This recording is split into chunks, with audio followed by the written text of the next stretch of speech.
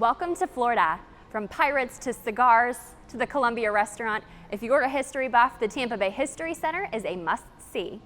The center is packed full of immersive exhibits that bring the history of Tampa Bay to life. One of those exhibits brings folks back to the cigar city of the 1920s. This is typical of what a store in Ybor City in the 19-teens and 1920s would have been like. And around you is all of this really great Ybor City memorabilia, this Cigar City memorabilia that earned Tampa its name as the cigar capital of the world, and it's why we call Tampa the Cigar City. In this gallery, visitors can see original cigar labels and promotional materials that would have been used back then. On the same floor is an exhibit about Seminole Indians. Seminole patchwork is very unique, not only to Florida, but unique to each of the different families who wore it. So each piece of patchwork is identified with a different family or clan, and is unique to that family.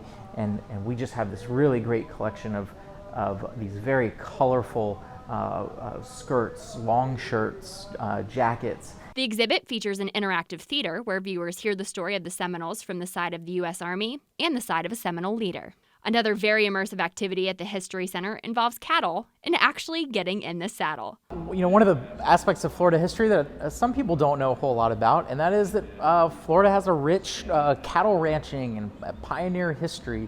And so we talk about that in our Cowman and Crackers exhibit, where you can actually hop on a saddle and ride along with a Florida cattle drive.